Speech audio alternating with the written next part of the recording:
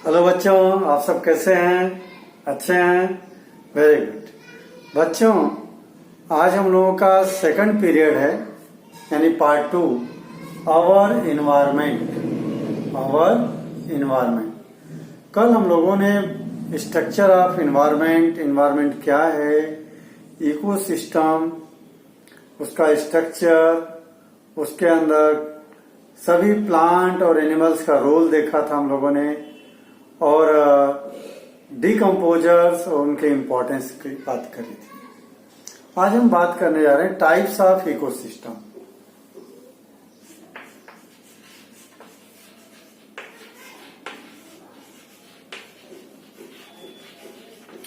Ecosystem को हम दो तरीके से डिवाइड कर सकते हैं बच्चों। एक तो on the basis of habitat, उसमें जो ऑर्गेनिज्म है उनका मीडियम ऑफ हैबिटेट क्या है। जैसे अगर पानी वाला इकोसिस्टम है तो एक्वाटिक इकोसिस्टम, और अगर जमीन वाला इकोसिस्टम है टेरेस्ट्रियल इकोसिस्टम। उसको मैं बोलूंगा on the basis of medium, on the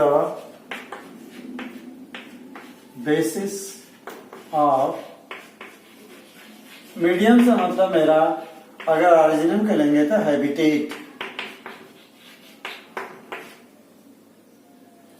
इसमें दो तरह के हैं। Number 1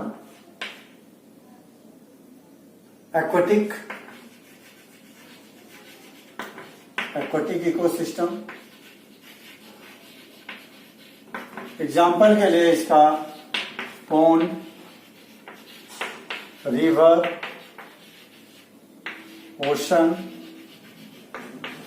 lake, aquarium.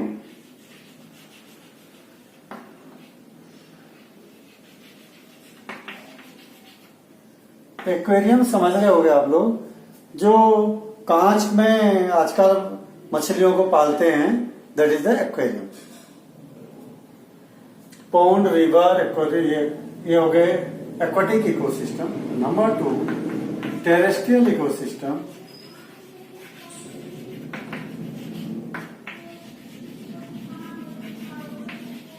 जमीन वाले, यानी एग्जाम्पल के लिए इसका forest, crop field,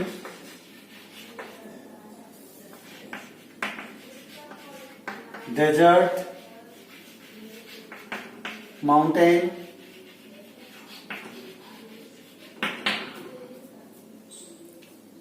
park, garden, ये सारे जो है टेरेस्ट्रियल इकोसिस्टम हो गए। अब दूसरा जो डिवीजन करने का तरीका है ऑन द बेसिस ऑफ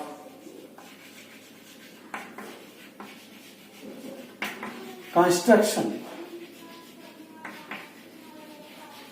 बनाया किसने इसको? अगर आदमियों ने बनाया है दैट इज द आर्टिफिशियल या मैनमेड।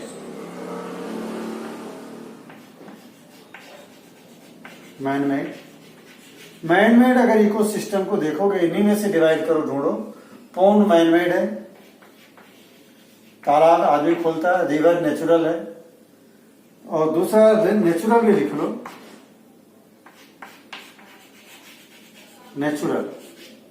नेचुरल में ये river.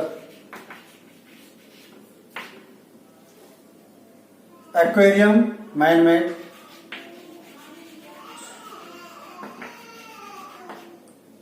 Ocean natural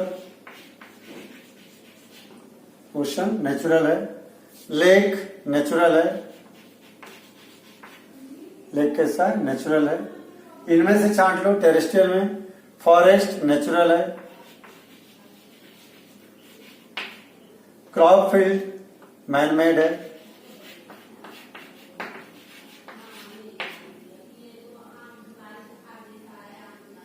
desert natural है, माउंटेन भी नेचुरल में आ जाएगा।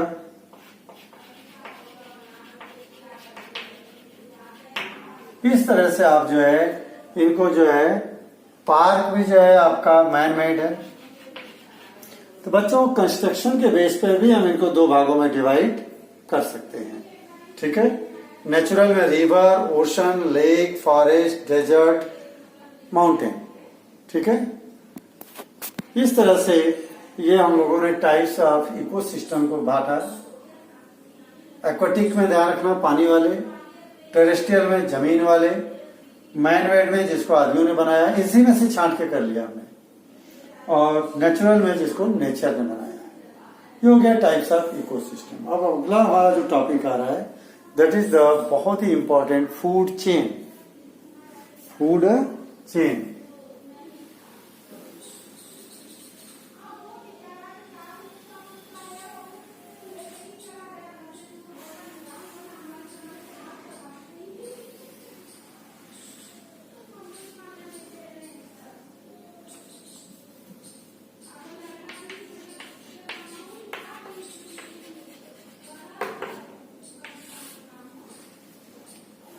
बच्चों फूड चेन को समझना है तो आप लोग डिस्कवरी चैनल देखते हो, उसमें देखना दिखाता है हर जानवर एक दूसरे के पीछे जो भागता है, हर कीड़ा जो एक दूसरे कीड़े की तरफ भागता है या अपना फूड के लिए दिन भर प्रयास करता है। यानी हर इकोसिस्टम में कोई न कोई किसी को खाता है, और उनमें जो नहीं खाने वाला है वो है क्रॉप यानी प्लांट।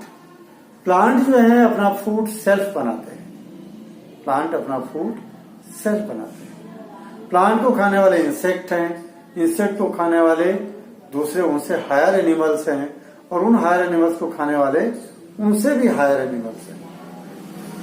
किसी भी इकोसिस्टम में ये जो लिस्ट होती है ऑर्गेनिज्म को, जिसको देखने से पता चलता है कि कौन किसको खाता है, इसी लिस्ट को हम बोलते हैं फूड चेन।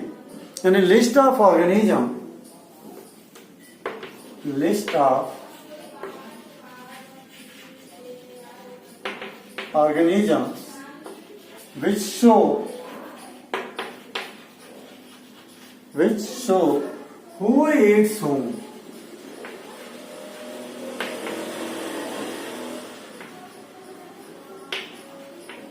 कौन किसको खाता है।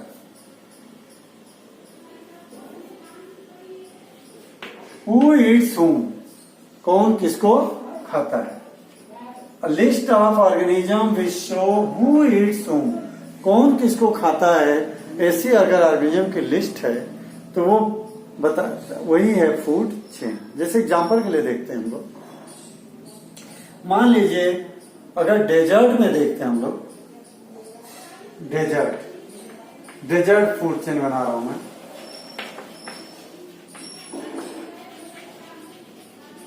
यहां पर अगर देखा जाए तो जो कैक्टस के प्लांट हैं, प्लांट को या उनके बीज को खाता है कौन वहां पे, माइस, चूहे। और माइस को कौन खाता है, स्नेक। और स्नेक को कौन खाएगा, हॉक। हॉक से मतलब काइट। काइट को खाने वाला कोई भी नहीं है।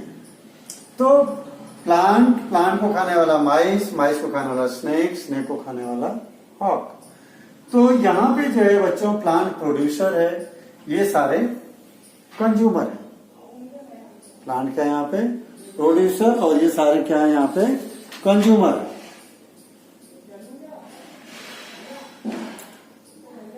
तो इनको हम बोलते हैं, ये फूड चेन हो गई कौन सी, डेजर्ट फूड चेन, डेजर्ट में मिलने वाली। इनकी जो स्टेप्स है फूड चेन की, this is known as trophic level. क्या कहलाएगा, trophic level. Steps of food chain, steps of food chain is called trophic level.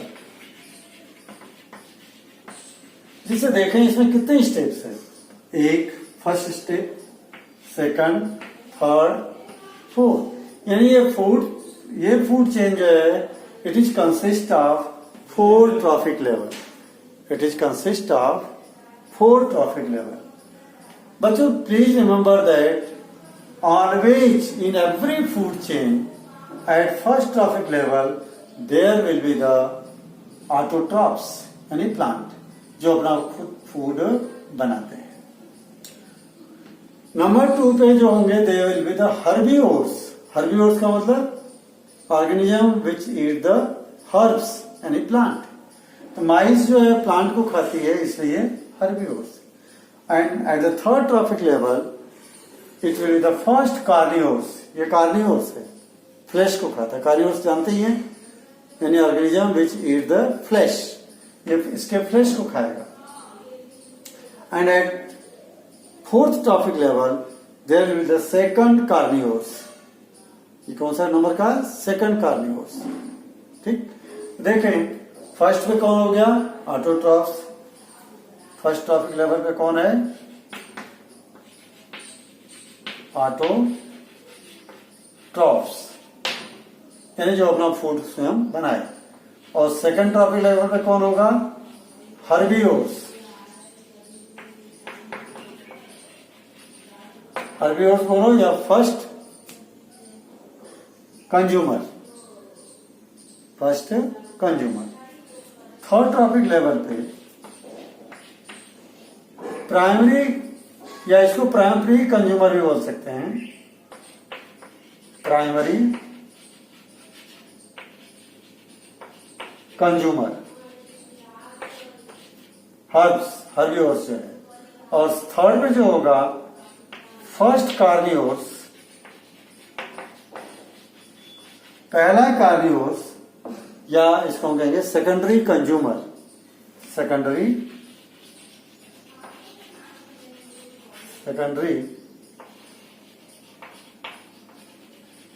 Consumer. और यहां पे जो है फोर्थ टॉपिक लेवल पे थर्ड इस पे सेकेंडरी कार्निवोर्स और थर्ड कंज्यूमर। देखिए कंज्यूमर नंबर पे third, consumer number 1 first consumer पे ये है कंज्यूम करने वाला इसको, सेकंड पे ये कंज्यूमर है, थर्ड पे ये कंज्यूमर है। कार्निवोर्स से लोगे तो ये फर्स्ट कार्निवोर्स और ये सेकंड कार्निवोर्स। क्लियर बच्चों? इसके बाद एक और फूड चेन देखते हैं, एक्वाटिक फूड चेन। ये डेजर्ट की फूड चेन थी।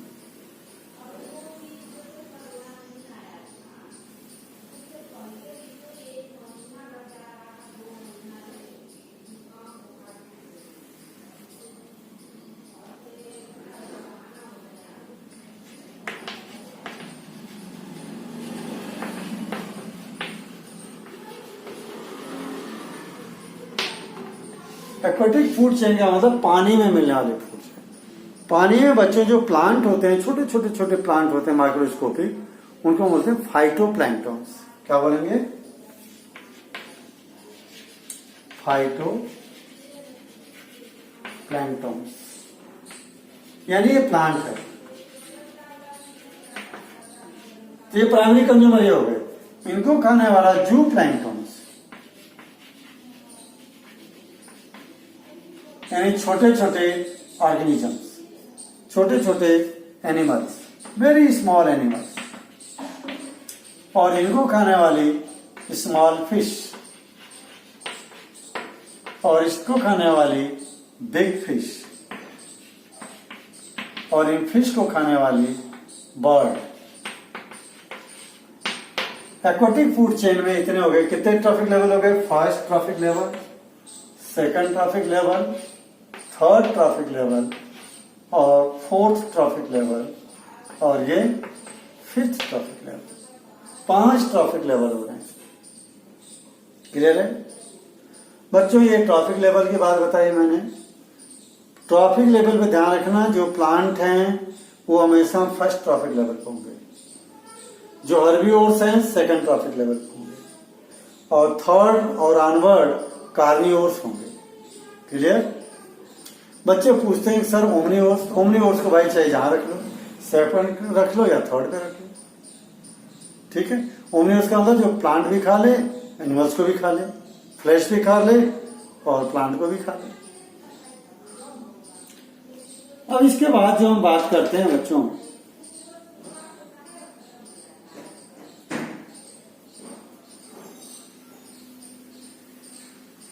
Food web.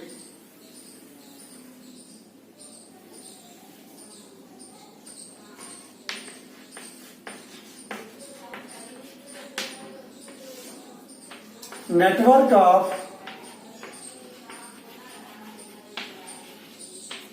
many food chain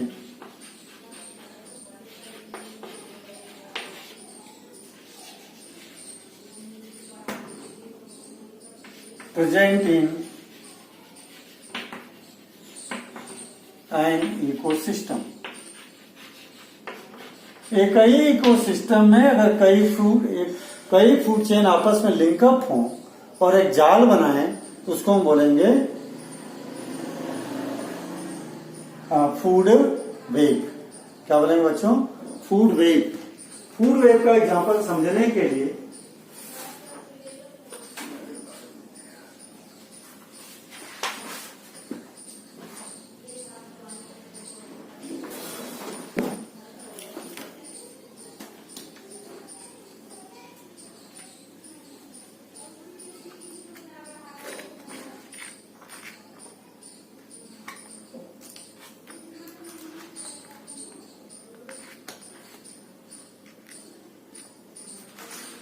देखिए, एक फूड वेब का एग्जांपल दिखा रहे हैं आपको। इसमें मान लो एक ही जगह पे ये प्लांट है, प्लांट को खाने वाला डियर, डियर को खाने वाला लायन, और प्लांट को ही खाने वाला इधर जो है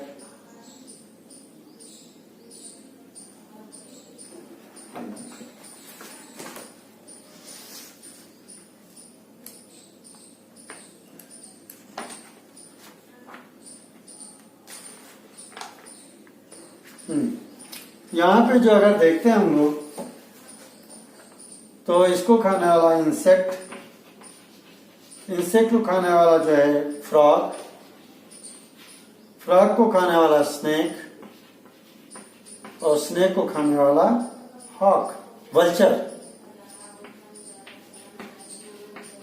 अगर ये मर जाएंगे तो लायन में मर जाएगा तो इसको कौन खाएगा? वल्चर। दूसरा अगर यहीं पर हम लोग देखें, प्लांट्स को खाने वाला स्कॉर्पियो, बिच्छू, ये इसको खाने वाला जो है फिश,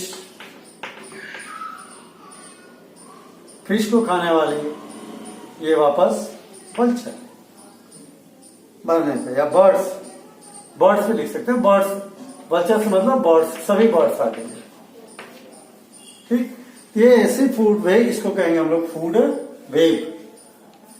क्या कहेंगे? Food web. एक ही इकोसिस्टम में अगर वहां पे कई सारी फूड चेन एक साथ ऑपरेट हो रही हैं, that is the food web.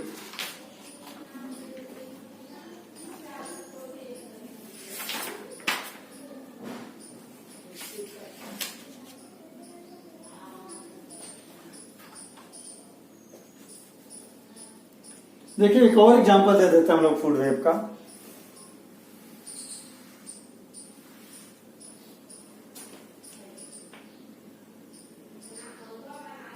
Plants, plants को खाने वाला इधर डियर, डियर को खाने वाला इधर लायन, और प्लांट्स को खाने वाला रैबिट, रैबिट को खाने वाला जैकॉल,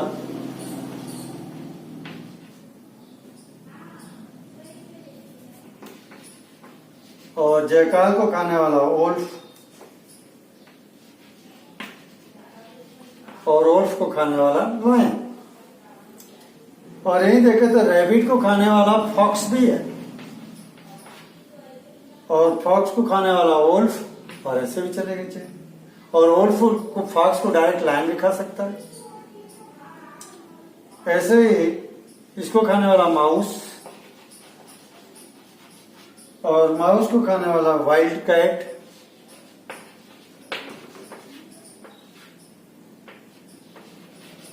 और वाइल्ड कैट को खाने वाला डायरेक्ट लायन, और इसको माउस को फॉक्स भी खा सकता है। देखिए तो कितनी फूड चेन बन गई है।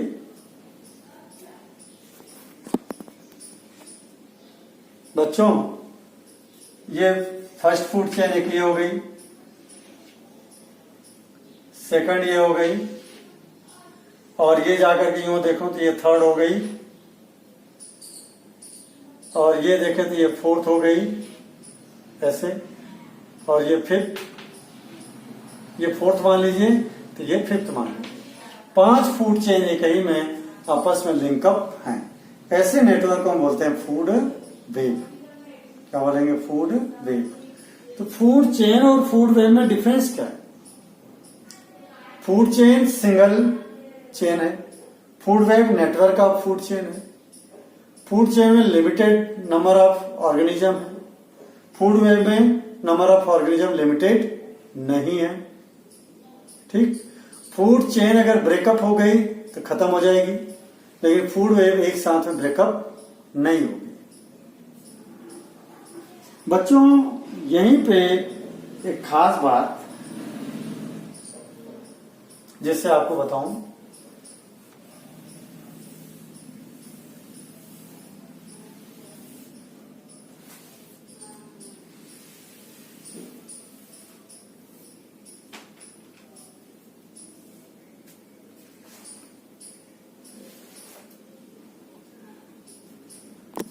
बच्चों अगर एक फूड चेन को हम लोग देखें, मान लीजिए प्लांट है, प्लांट को खाने वाला इंसेक्ट, इंसेक्ट को खाने वाले फ्रॉग, फ्रॉग को खाने वाला स्नेक, स्नेक को खाने वाले birds.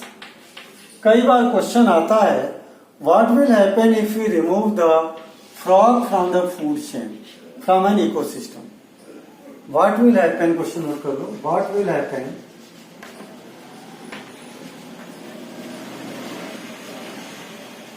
if we remove frog from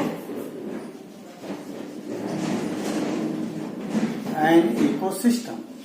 किसी इकोसिस्टम में से फ्रॉग को अगर रिमूव कर दें तो क्या होगा? सोचो, फ्रॉग अगर चला जाएगा बच्चों तो इंसेक्ट को खाने वाले कौन? स्नेक कितने इंसेक्ट खा पाएंगे? नहीं खा सकते।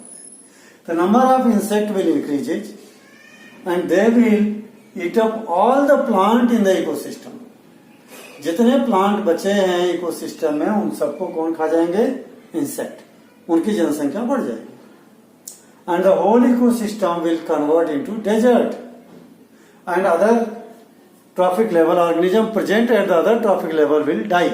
सारे मर जाएंगे। ये 3 बातें लिखना आपको। नंबर 1 क्या लिखना आपको? If frog are removed, then number of insect will increase. They will eat up all the plants present in the ecosystem. Due to this, 2 things will happen. Other organism of the food chain will die, and whole ecosystem will change into the desert. पूरा ecosystem किसमें बदल जाएगा? Desert में, क्योंकि वहां पौधे बचेंगे ही नहीं। बच्चों इसके बाद में एक टॉपिक हमारा बड़ा ही इंपॉर्टेंट है, that is the flow of energy.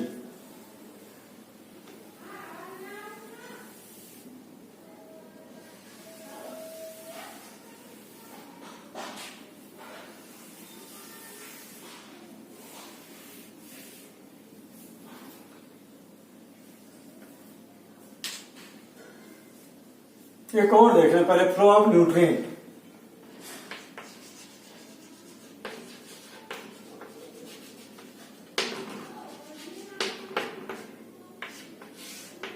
और दूसरा फ्लो ऑफ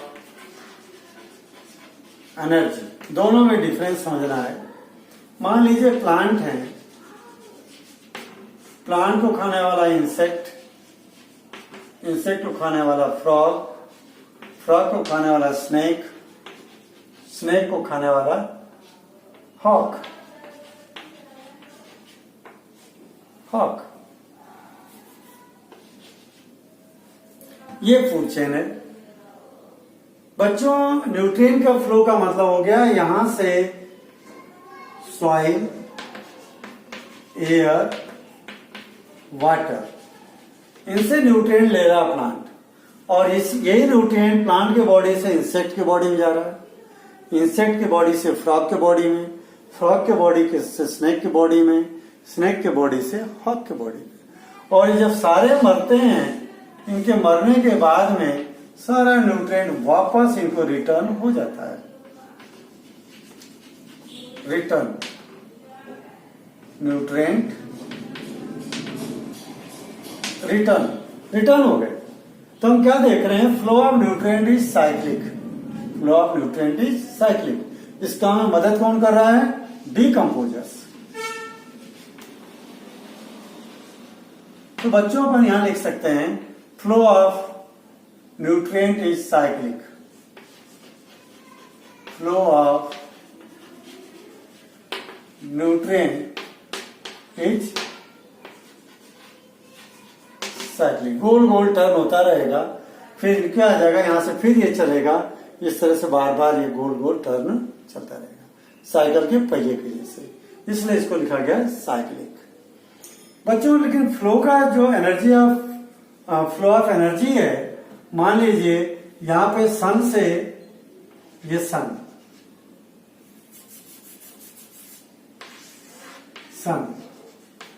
से एनर्जी लिया प्लांट ने, तो जो सन से प्लांट ने एनर्जी लिया वो एनर्जी इंसेक्ट में आई, फ्रॉग में आई, स्नेक में आई, हॉक में आई, और इनके बॉडी से एनवायरमेंट में लॉस हो गई, और इस एनर्जी का यूज इन्होंने अपने डेली एक्टिविटी में कर लिया, और कुछ इनके बॉडी से हीट लॉस होती रहती है, जिसको हम बोलते हैं community heat.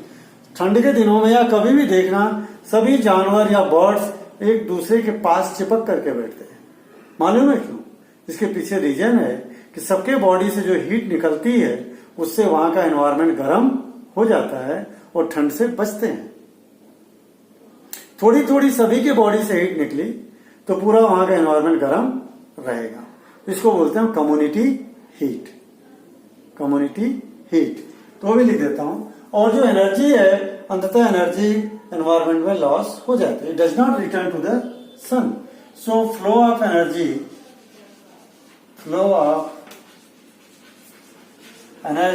Is unidirectional.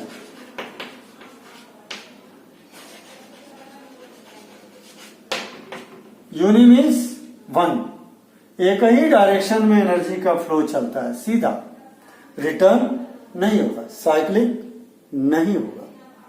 Clear? Community heat की डिफाइन लिख देता हूं।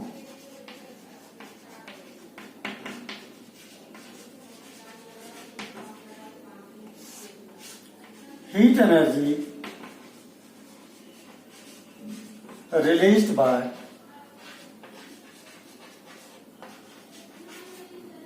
Body of an organism. Organisms के बॉडी से जो हीट निकलती है, उनके रेस्पिरेशन, सांस से जो हवा आती है, हमारे मुंह से जो हवा आती है गर्म होती है, यानी उसमें से भी हीट बाहर जा रही है। That is the community heat. सर्दियों के दिनों में अगर एक ही कमरे में बड़ा हॉल है या बड़ा कमरा है, एक व्यक्ति सोएगा तो उसको ठंडा ज्यादा लगेगा। अगर उसमें 4-5 लोग सो रहे हैं तो कमरा गर्म रहेगा। मालूम क्यों? सबके बॉडी से हीट लॉस हो रही है, सबके सांस की गर्मी बाहर आ रही है, उससे कमरा गर्म रहता है। एक व्यक्ति होगा तो गर्म नहीं होगा कमरा, इसलिए उसको ठंडा ज्यादा लगता है। इसको बोलते हैं कम्युनिटी हीट। बच्चों, एक बहुत बड़ा इंपॉर्टेंट क्वेश्चन है जो कि आईएमपी एग्जाम में बार बार आता है, फ्लो ऑफ एनर्जी में ही पढ़ेंगे हम लोग।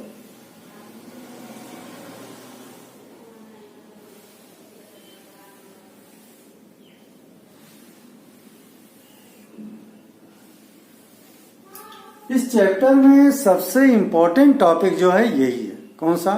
और एक आगे और आएगा। 2 टॉपिक छोटे छोटे 2-2 मार्क्स या 1-1 मार्क्स के आते हैं। ये टॉपिक है 10% law of energy transfer.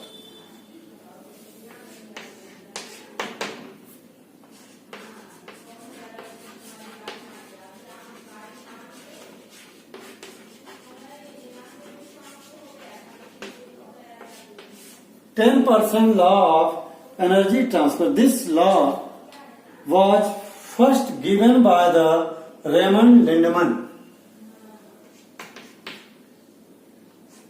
This law was given by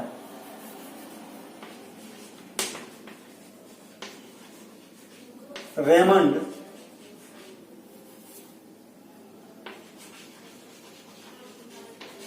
Lindemann. इन्होंने इस लॉ को दिया था। अब बहुत सही लॉ दिया इन्होंने। इनके अकॉर्डिंग क्या हो रहा है जरा देखो। मान लीजिए ये प्लांट है, छोटे फूड चेन बनाता हूं। प्लांट को खाने वाला डियर, डियर को खाने वाला लायन, ठीक। और जितनी भी एनर्जी प्लांट से, सन से प्लांट को मिलेगी, यहां से जो भी एनर्जी आएगी, what amount of energy fall on the plant body, it can absorb, it can use only 1% of it for photosynthesis. 1% आप मान लीजिए 1,00,000 जूल। सपोज करो सन से प्लांट के बॉडी पे कितने लाख जूल एनर्जी आ रही है? 1,00,000 जूल। अब इसका 1% निकालोगे तो कितना आ जाएगा? 1000 जूल।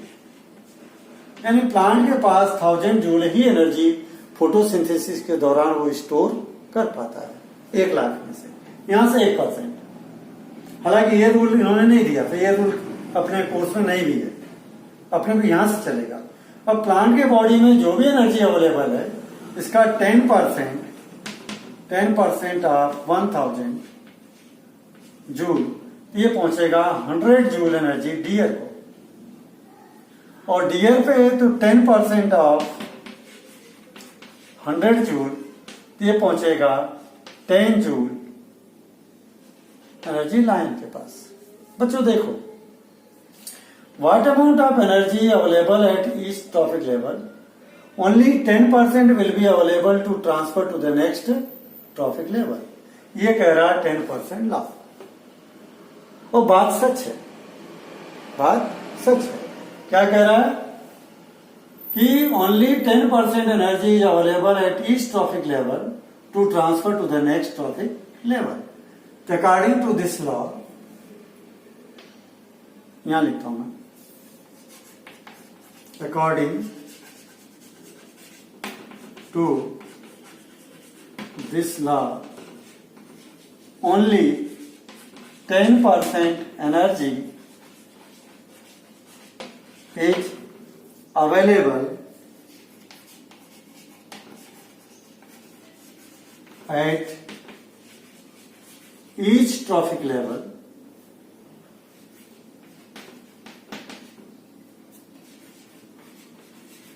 to transfer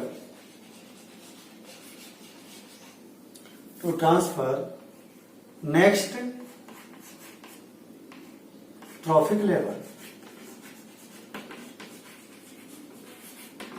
बच्चों इस लॉ को ध्यान से पढ़ो। According to this law only 10% energy is available at each trophic level to transfer next trophic level.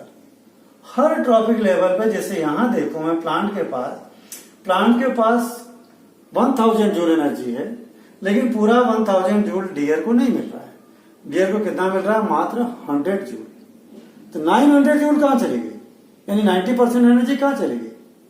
This amount of energy was used by the plant for its daily activity, reproduction, cell division, इनमें use कर लिया। Same वही हाल dear का। Dear के पास 100 joule energy है, लेकिन lion को मिल रही है 10 जूल। तो बाकी 90 जूल कहां चली गई? 90 joule energy is used by deer for his daily activity.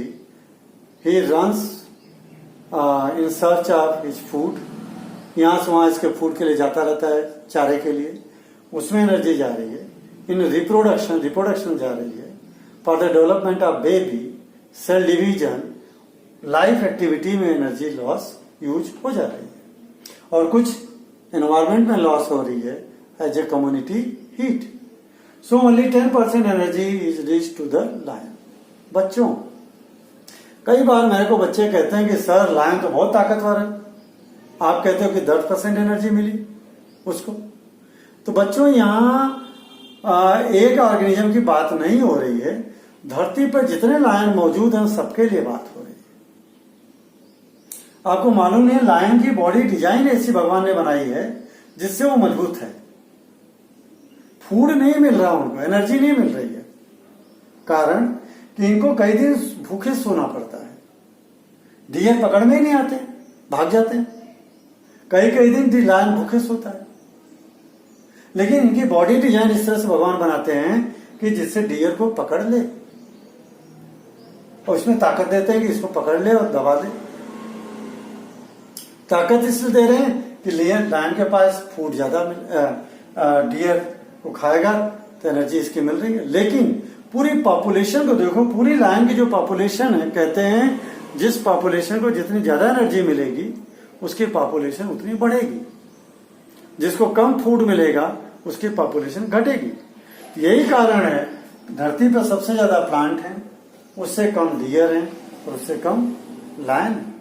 अगर इनको एनर्जी मिलती खूब तो इनकी भी जनसंख्या खूब बढ़ती, लायन की कमी नहीं होती धरती पे, खूब पॉपुलेशन होती। क्यों? क्योंकि ये तो घास खाएगा नहीं, फूड तो है लेकिन ये खाएगा नहीं, उसको खाएगा फ्रेश मिलेगा नहीं, इसलिए इनकी जनसंख्या ज्यादा बढ़ती नहीं है।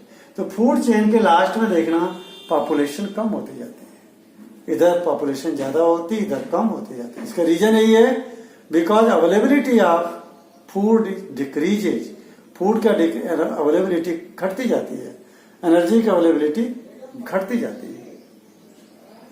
इसीलिए कहते हैं ये फूड चेन तो फिर भी ठीक है, food chain having more than 4 trophic level is unstable.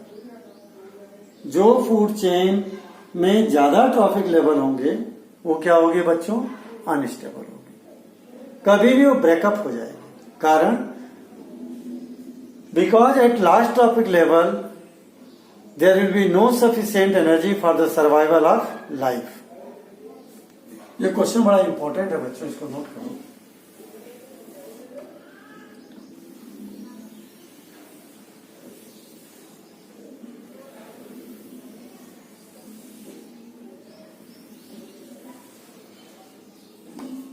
बोलते हैं एक और क्वेश्चन है,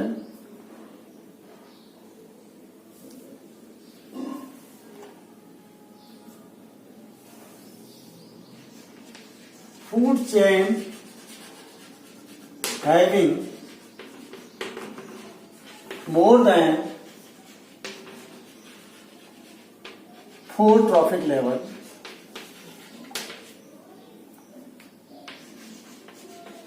is unstable. Why? ऐसा क्यों बच्चों?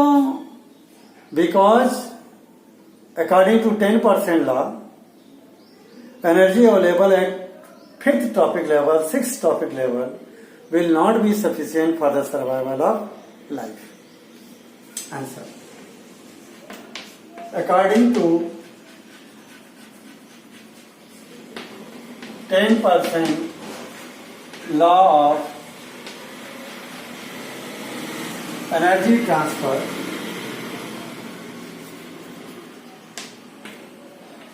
energy available at 5th or 6th trophic level will not be sufficient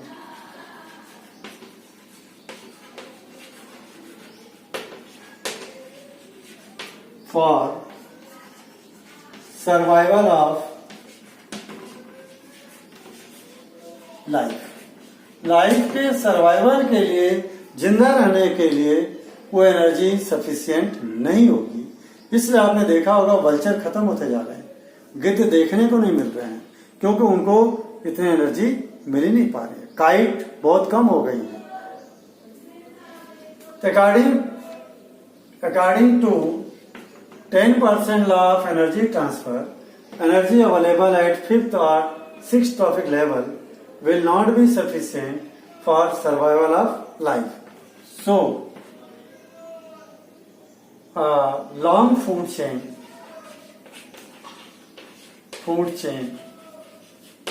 is unstable.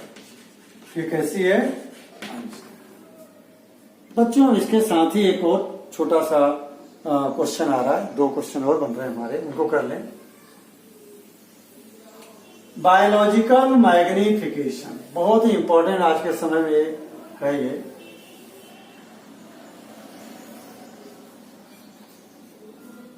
Topic का नाम है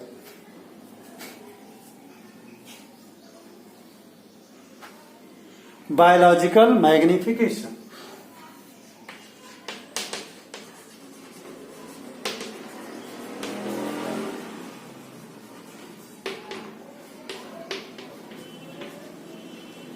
या इसका दूसरा नाम है बायो कंसंट्रेशन।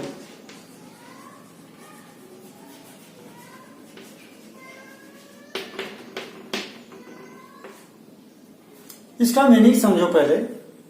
जैसे मान लीजिए प्लांट है, प्लांट को खाने वाला इंसेक्ट, इंसेक्ट को खाने वाला फ्रॉग, फ्रॉग को खाने वाला आपका स्नेक, स्नेक को खाने वाला हॉक। या हमारी फूड चेन देखें अगर, बच्चों कहते ये हैं कि खेतों में किसान जो है दवाइयां बहुत डाल रहा है आजकल, हार्मफुल केमिकल्स, हार्मफुल केमिकल्स। जो दवाइयां मिट्टी में भी डाल रहा है ताकि मिट्टी के बैक्टीरिया उसकी फसल को नुकसान न करें। दवाइयां ये ऊपर से भी छिड़क रहा है। दवाइयां वो फलों को जल्दी लंबा होने के लिए, बड़ा होने के लिए, पकने के लिए भी वो डाल रहा है। अब हो क्या रहा है, प्लांट के बॉडी में जो दवाइयां आ रही हैं वही दवाइयां इंसेक्ट के बॉडी में आएगी। अब एक इंसेक्ट जो है अपनी जिंदगी भर जितना, पहले एक चीज और सुन लो, जो केमिकल ये प्लांट के बॉडी में आया है उस केमिकल का प्लांट के बॉडी में कोई यूज नहीं, न तो वो एनर्जी देता है। और इंसेक्ट जब भी प्लांट खाएगा, प्लांट के बॉडी से वो हार्मफुल केमिकल यहाँ जमा होगा। इसके पूरे जिंदगी भर का केमिकल इसके बॉडी में डिपॉजिट होता रहता है, क्योंकि वो यूज में आता नहीं। अब फ्रॉग ने एक इंसेक्ट खाया तो इसके पूरे जिंदगी भर का केमिकल यहाँ आ गया, और फ्रॉग पूरे जिंदगी भर जितना हार्मफुल केमिकल जमा किया रहेगा स्नेक के बॉडी में एक ही दिन में आ गया, और स्नेक के बॉडी से हॉक के बॉडी में भी पूरे जिंदगी भर का केमिकल एक दिन में जमा हो गया।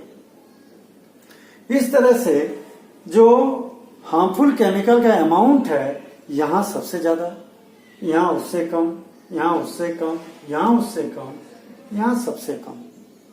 एक ये भी कारण है कि इसकी वजह से भी इनमें बीमारियां बहुत हो रही हैं और इन बीमारियों से मर रहे हैं।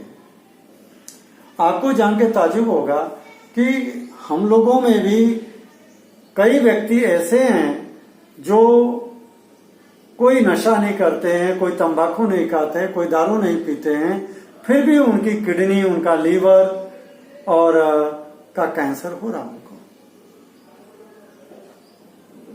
कैंसर हो जा रहा है। क्यों भाई? जबकि वो तो कोई हार्मफुल केमिकल नहीं ले रहे, वो मतलब कोई नशा पत्ती तो नहीं कर रहे, दारू पी नहीं रहे, तो उनके बॉडी में क्या हो रहा है? हमारे किसान जितना ये केमिकल यूज कर रहे हैं, तो जो हम सब्जियां खा रहे हैं, रोटी खा रहे हैं, दाल खा रहे हैं, दूध पी रहे हैं, दूध के थ्रू भी आ रहा है। चारा गाय खाती है, गाय के चारे के साथ में दूध में आता है, दूध से हमारे बॉडी में आ रहा है, और हमारे बॉडी में जाकर के केमिकल हमारे इम्यून सिस्टम को डैमेज कर रहे हैं, बीमारी से लड़ने की क्षमता को खत्म कर रहे हैं, हमारे बॉडी में कैंसर डेवलप कर रहे हैं, हमारे बॉडी में हमारे किडनी को डैमेज कर रहे हैं, हमारे लीवर को डैमेज कर रहे हैं।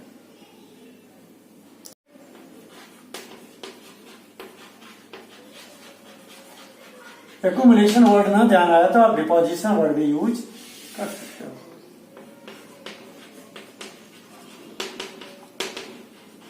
Of harmful chemical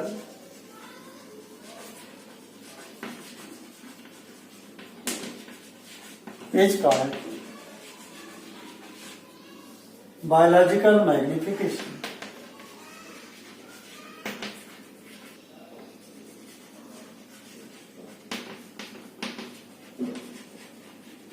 As trophic level increases,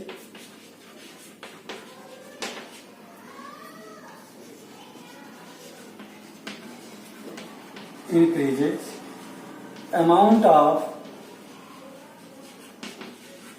harmful chemical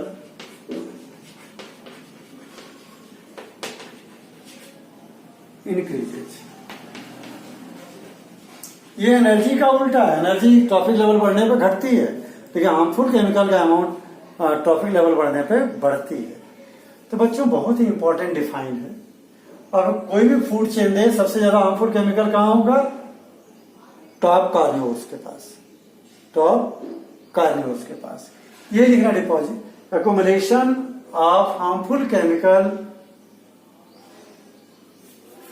at each trophic level, at each trophic, ये भी जोड़ना बच्चों, ध्यान दो। Deposition of harmful chemical eight each trophic level is called biological magnification. As trophic level increases, amount of harmful chemical increases. और एक food chain बना दिया। Hawk has maximum amount of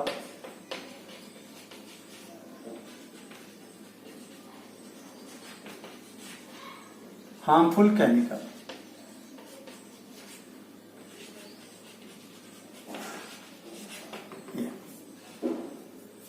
बच्चों इसीलिए आजकल जो है बात हो रही है कि फसलों को जो किसान उगाए बिना हार्मफुल केमिकल्स के उगाए, देसी दवाइयों का यूज करें, नीम की पत्तियों का पाउडर बना करके उसका छिड़काव करें, नीम के खल का यूज करें मिट्टी में डालने के लिए, जिससे मिट्टी के कीटाणु मर जाए जो उसकी फसल को नुकसान करने वाले। लेकिन जानते हो आज के कमाने के दौड़ में और कंपनियां जो दवाइयां बना रही हैं, तो किसान उसका यूज करेंगे ही करेंगे, उनको भी दो पैसा कमाना है। लास्ट टॉपिक हमारा इस चैप्टर का बच्चों, that is the ozone layer. 9th में भी पढ़ चुके हो, शॉर्ट में बता देता हूं।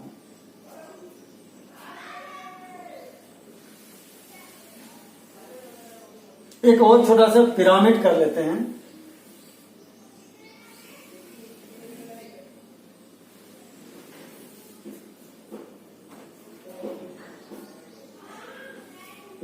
इसको बोलते हैं इकोलॉजिकल पिरामिड। इकोलॉजिकल पिरामिड दो चीजें शो करता है।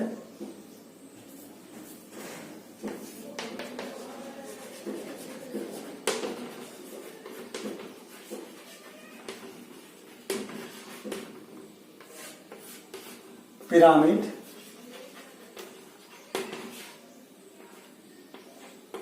which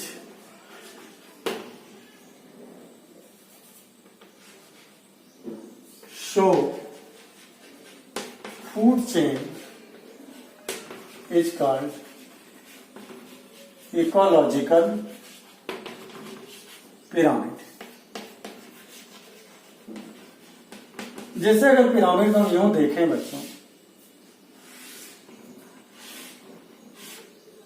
देखिए यहां पे प्रोड्यूसर है जिसकी मात्रा सबसे ज्यादा, प्लांट सबसे ज्यादा है। यहां पे प्राइमरी कंज्यूमर,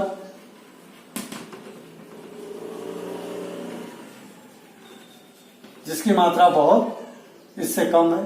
फिर यहां सेकेंडरी कंज्यूमर और यहां टर्सरी कंज्यूमर, थर्ड कंज्यूमर। तो बच्चों जो इनकी फूड की मात्रा है, यहां सबसे ज्यादा मास है। मास से मतलब अमाउंट, यहां उससे कम, यहां उससे कम, यहां उससे कम। तो हम इसको जो है pyramid which show food chain is called ecological pyramid.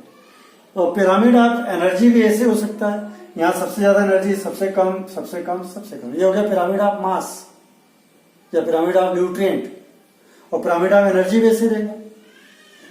ठीक है बच्चों, अब लास्ट है हमारा बचता है topic, that is the ozone layer की बात करते हैं।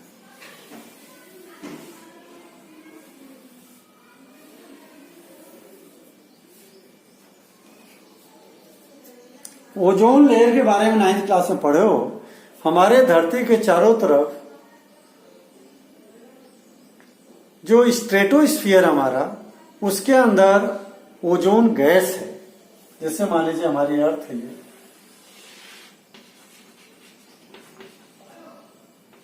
हमारे अर्थ के यहाँ जो एक लेयर जो है काफी हाइट पे जाने पे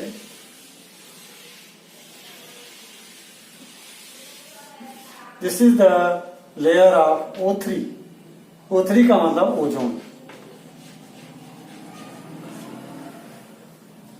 O3 का मतलब ozone.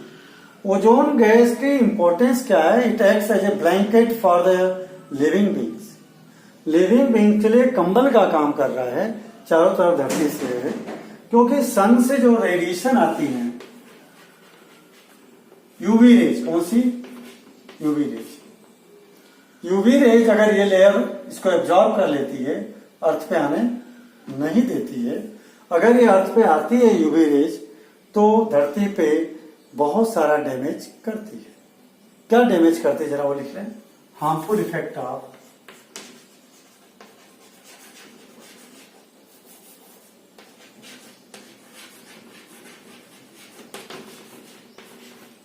UV rays, ultraviolet rays, it damage our immune system. समझ गए ना, बीमारी से लड़ने की क्षमता, हमारे इम्यून सिस्टम को डैमेज करेगी। Number 2, it causes skin cancer. ये स्किन कैंसर भी करती है। 3rd, it causes cataract. Cataract का मतलब आंखों में मोतियाबिंद की बीमारी।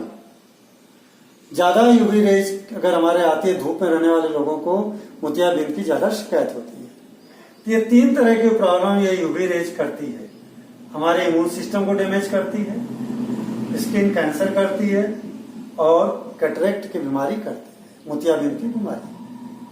लेकिन thanks to God, he has provided a blanket of ozone which does not allow to come the UV rays on the earth. UV rays को धरती पाने नहीं देती है। यूवी रेज ओजोन लेयर का रोल क्या हो गया? यही पर मैं लिख देता हूं रब करके इसको।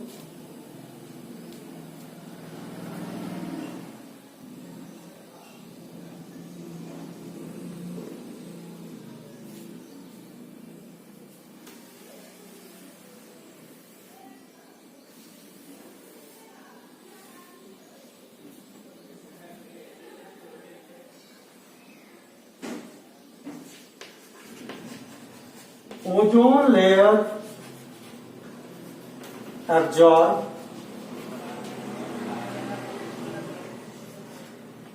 UV rays coming from sun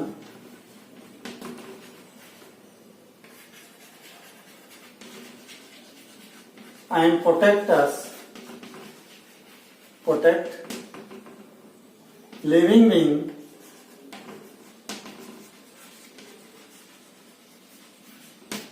from its harmful effects। इसके हार्मफुल इफेक्ट से जो है बचाती है सभी लिविंग थिंग्स को। कौन? ओजोन लेयर का काम समझ आ गया? क्या करता है ये कि हार्मफुल रेडिएशंस को ओजोन लेयर, ओजोन से जो आने वाले हार्मफुल ओजोन गैस, जो हार्मफुल रेडिएशन आ रही हैं, उनको ओजोन लेयर एब्जॉर्ब कर लेगी, धरती पाने नहीं देगी, हम लिविंग बींग्स को प्रोटेक्ट करेगी। अब ओजोन लेयर बनती कैसे? देखो मजे की बात, ओजोन लेयर बनने का भी काम जो है ऑक्सीजन से ही होता है।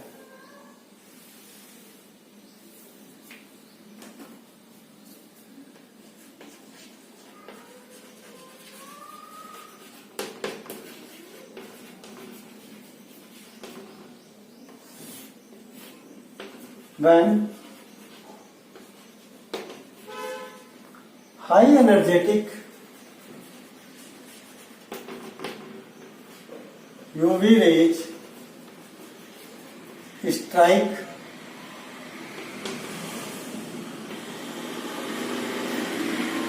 with oxygen molecule, it breaks into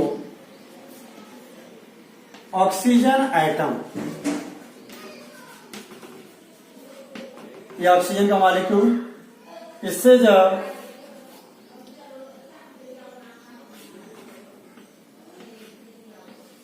UV rays आकर के स्ट्राइक होगी, it will break down into oxygen atom.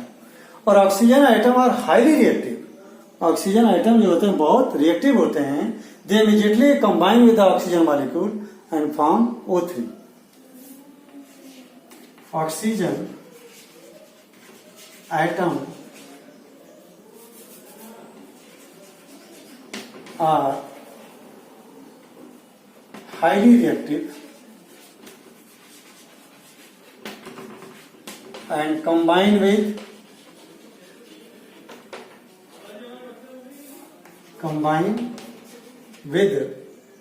oxygen molecule and form O3. O2 plus O gives O3. इस तरह से ऑक्सीजन से ही यूवी रेज ही ओजोन को बनाती भी है। यूवी रेज ही ओजोन को बनाती है और वो धरती पाने से उसको रोकती भी है। तो बच्चों, ये मैंने यूवी रेज की बात कर ली और बहुत ही इंपॉर्टेंट टॉपिक है, आप लोग जानते भी इस टॉपिक के बारे में। एक छोटी सी बात, ओजोन लेयर हमारे धरती पे डैमेज हो रही है। ओजोन लेयर हमारे धरती पे डैमेज हो रही है। डैमेज करने के कारण कौन कौन है, कौन कौन डैमेज कर रहा है इसको?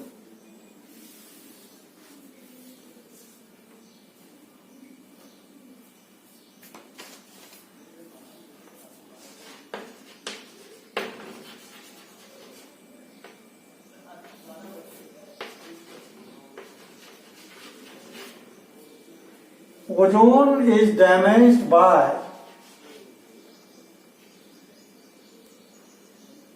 CFC, chlorofluorocarbon compounds, and sound boom produced by jet plane.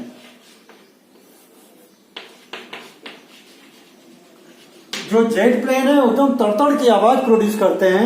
Air से जब फ्रिक्शन होता है उनका तो एकदम आवाज, बहुत बस्ट आवाज निकलती है उसमें, उसके साउंड वेव से बहुत एनर्जी होती है।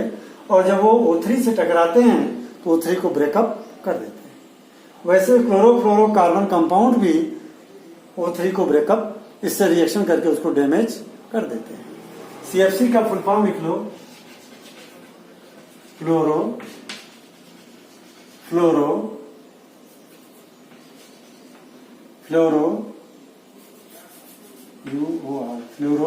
कंपाउंड,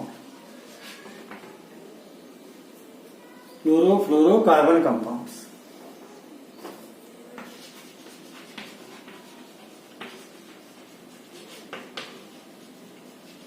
ये आता है एग्जाम में बच्चों, इसका फुल फॉर्म CFC। और इस टॉपिक के बाद में हमारा लेसन यहाँ एंड होता है। ओके बच्चों, हैव ए गुड डे।